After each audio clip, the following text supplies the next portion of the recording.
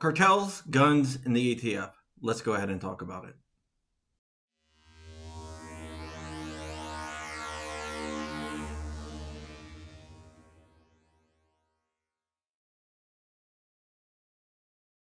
What's up, Wolverines? Welcome back to the channel. My name is John Crump, and this is John Crump News, where we discuss 2A every day. And you know what I'm going to ask? Go ahead and sub to the channel because that's engagement. Engagement is the key to the algorithm, and that gets my voice out there, and you can help boost the signal, and the signal cannot be stopped if you go ahead and sub to the channel.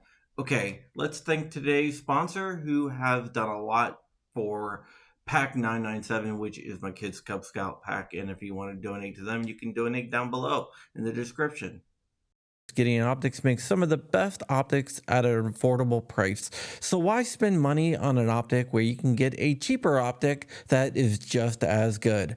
Go ahead and check out Gideon Optics, and for a limited time, you can use code CRUMPY and get 10% off and free shipping on all orders. All right, let me take down my hood here because I'm not really hiding from anything. Let's go ahead and talk about what is going on in the great state of Texas with the ATF cartels, guns, and everything else.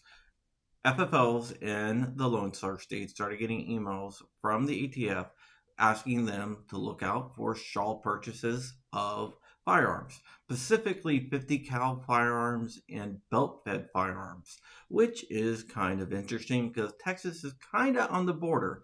They said criminal organizations are trying to get these firearms, which to me screams cartels. And I wasn't really sure, so I posted that yesterday to see what people think and to see if I could get any more information. Oh boy, did I get information. Several FFLs recorded some people from the ATF talking to them about what is going on. And they are saying over the next 60 days, the cartel is gearing up for something.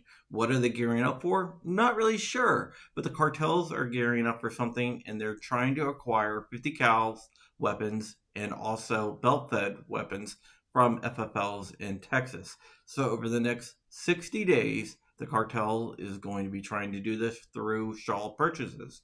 A lot of the FFLs do not trust the ATF because of things like Fast and Furious. Fast and Furious was the gun walking scandal where the ATF sold firearms to the cartels through FFLs. The Justice Department was going to trace these firearms for some reason and try to stop the cartels, but they lost track of the firearms. Unfortunately, one Border Patrol agent named Brian Terry was killed by a cartel member. Brian was a Marine who always wanted to be a police officer, and he made that dream become a reality. But he decided he wanted to go where he can help people the most, so he joined Customs and Border Patrol. He worked his way up and became a member of their elite unit that deals with only the most dangerous situations. He was in pursuit of a bunch of armed robbers when one robber shot him. He was killed. The gun that was used to fire that round was one of the guns that the government provided the cartels and lost track of. So you can't blame FFLs for being a little bit suspicious of the government, especially with the Fast and Furious thing that Eric Holder and Barack Obama pulled off. Now, FFLs are also worried because the ATF is no longer an industry partner if they ever were one. They are a adversarial force that wants to shut them down.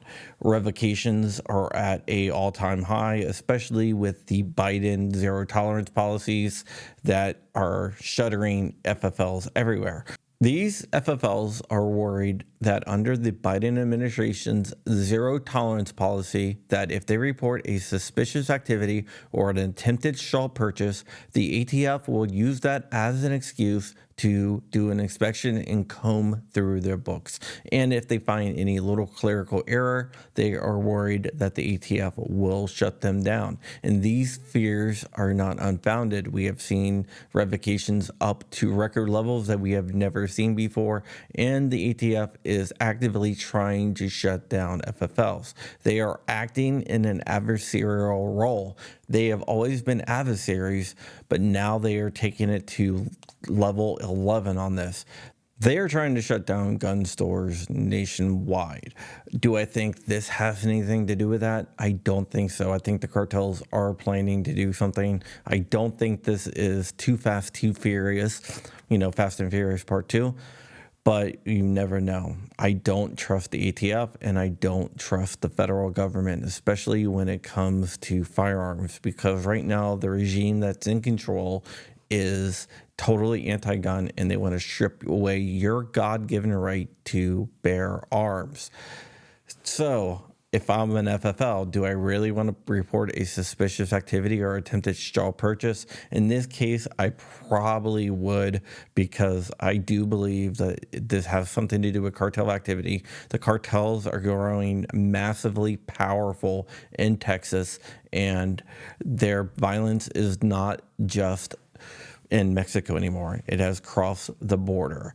And with our open borders, our porous borders, where immigrants and criminals and human traffickers and drugs flow over the border every day, we're going to see more and more violence until we control the border.